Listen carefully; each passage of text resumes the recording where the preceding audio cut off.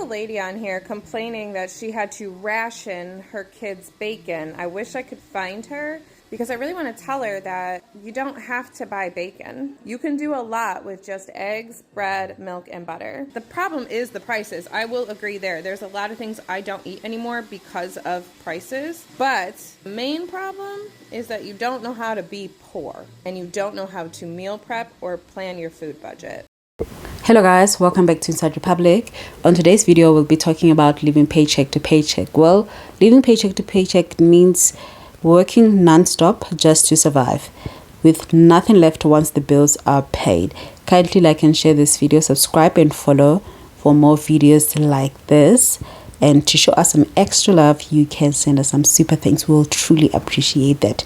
Now let's watch the following video clips. I just need a moment to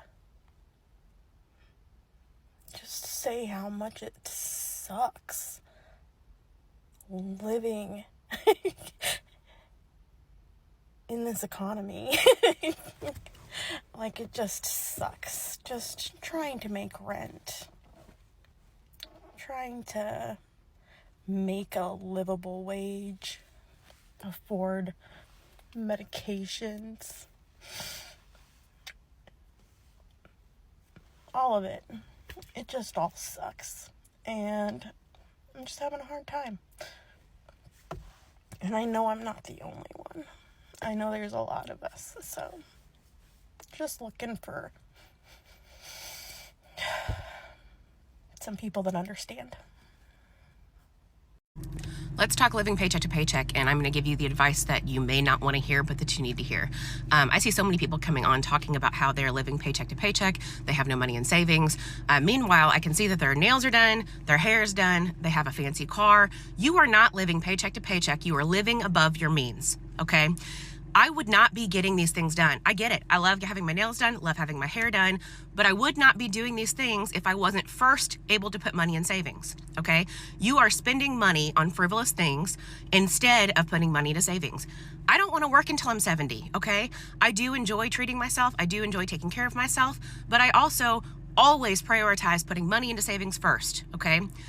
I don't understand this mentality. People are going out and getting brand new cars, having $800 a month payments on cars. They're buying houses much bigger than they need, having a $3,000 a month mortgage. You are not living paycheck to paycheck. You are living above your means. And that is the biggest issue that I see in so many people. They think they deserve it, that they think that they want it, but then they come on here and they say they have no money, they have no savings, they don't know what to do. You've gotten yourself in such a hole with your spending that now you feel that you're living paycheck to paycheck. No, cut out the nails, cut out the hair, take that money and put it into savings until you are at a place that you are saving first.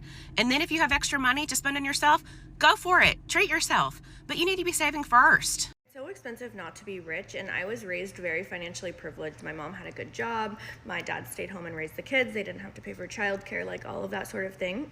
But I am not as financially secure as my parents were, and so I'm living paycheck to paycheck. My payday is today, so of course I'm going through my bank account, making sure that like everything's ready for me to transfer money where it needs to go and pay the bills that I have. And I saw that there was an incorrect charge on my account, which led to an overdraft fee. And so when you don't have the money for simple mistakes like that to be happening, you're just in this endless loop of wasting your time and wasting money because you're paying for things that you didn't necessarily make a mistake on.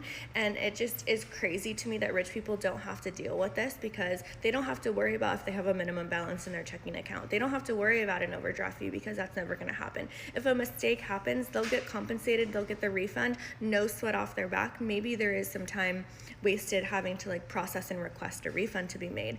But when you're so tight with your time and tight with your money, anything that goes off of the plan, any deviation from it, throws a wrench in the whole entire system and ecosystem that you've created for yourself or have to deal with.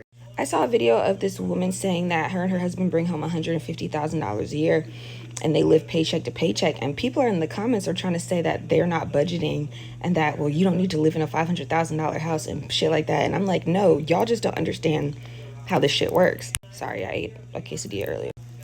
So as someone who, okay, let's break it down. So if they together bring home $150,000 a year, that means that they each could possibly make like $75,000 as a salary. Now, when I made $75,000 a year, I was only making my minimum 401k contribution, and I still only brought home, like after everything was said and done, taxes, health insurance and stuff, I still only brought home a little under $4,000 a month. So let's say that they're making more than a 4% 401k contribution, and let's say they have children, which means that their health insurance is going to cost more. So they at most together probably only bring less than $7,000 home a month, probably like $6,000 and some change. Now, let's say that they're renting. The average rent prices in like Atlanta for like a 2-bedroom right now is like close to $2,000, if not more.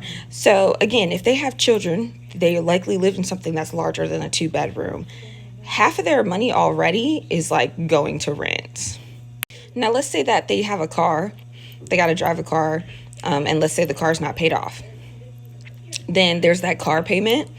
There's just other expenses. So it actually does, like, them saying they live paycheck to paycheck really isn't crazy. I think people don't understand that $150,000 joint is not a lot of money. Also, the more money you make, the less you qualify for certain things, right? Are you as broke as me? If your refrigerator is stocked up and your pantry is stocked up, you're not living paycheck to paycheck, I want you to tell me in the comments what you're doing. Like, share all your secrets and tips with me, because let me just show y'all how broke we are. Here we go. No orders. Don't judge. I need to clean out my refrigerator. I know. Nothing. Little bit down there, y'all. Like when I tell y'all we have nothing. I mean, like, my husband is going to die when he sees this video. Like, do you know how crappy it makes me feel when my kid tells me, Mama, we have no more chips, and I can't send chips with them to lunch? Like, tell me I'm not alone. Please. How are people making it these days? Medical bills are eating me alive. And let's not even talk about debt. Like, how are y'all?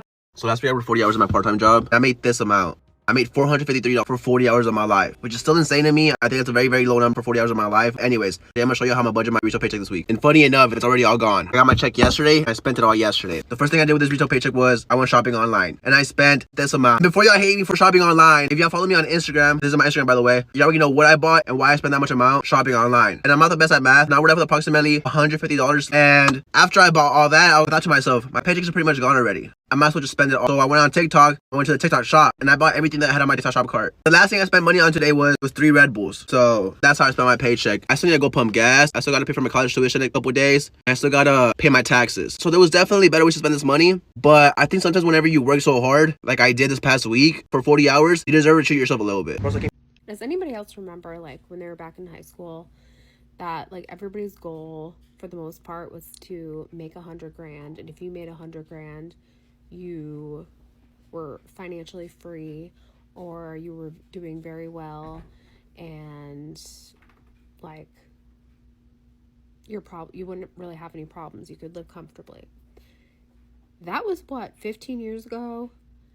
Now you have to make at least $200,000 to live comfortably, and buy comfortably, meaning like buy things that you want, go shopping here or there when you want, not buy like expensive like Chanel handbags or like expensive jewelry. Just like be able to go shopping when you want, be able to get your hair done when you want, get your nails done professionally when you want, and go to the grocery store. I remember going to the grocery store like even right after college and just throwing whatever I wanted into the cart.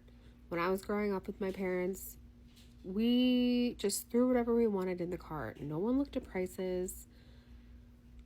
And now, the way America has shifted is so sad to me. Like, living paycheck to paycheck today feels like drowning in slow motion, rationing food for your kids, skipping the things you used to buy without a second thought, and staring at an empty fridge just days after payday.